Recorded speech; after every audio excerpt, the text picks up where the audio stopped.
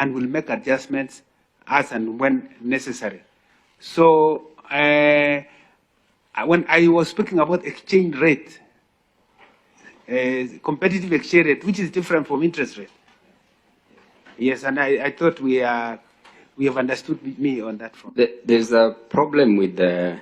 Why don't you think that if we stop defending the exchange rate, we stop actually defending it and we just let it?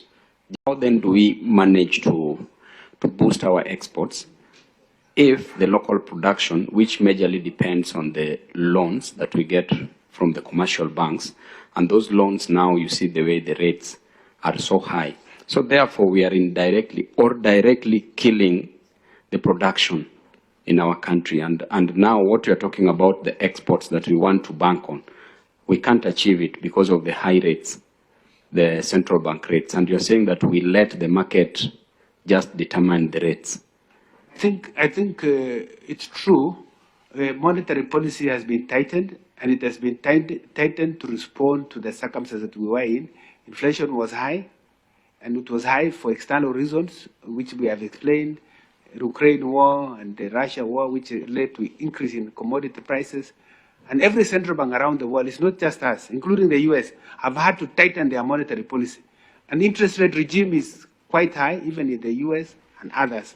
Our own central bank had to tighten monetary policy also because of high inflation. So we have now contained inflation. It's now 6.3. It's coming down, the rates are good, so at least things are going to be better. And with the stability that we see in the exchange rate, and we see that central bank is not likely to stay in that for a while. I think it's monetary policy, which is independent, will review the information available and will make adjustments as and when necessary. So when I was speaking about exchange rate, competitive exchange rate, which is different from interest rate. Yes, and I thought we have understood me on that front. There's a problem with the. Why don't you think that if we stop defending the exchange rate, we stop actually defending it and we just let it just flow to an extent where the dollar even hits 250 shillings? Then in such a situation, two things will happen.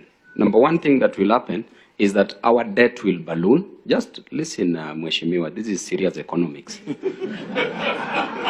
Yeah, and you will get to know about it here.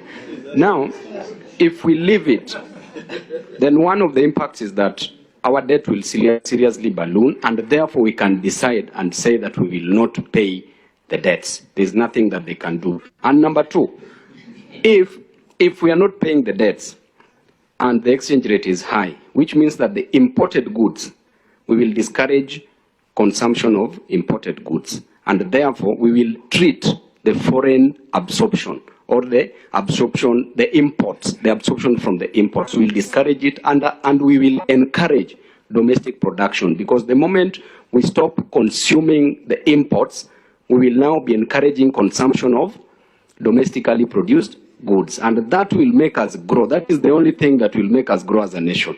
Shimiwa, do you understand? Yes.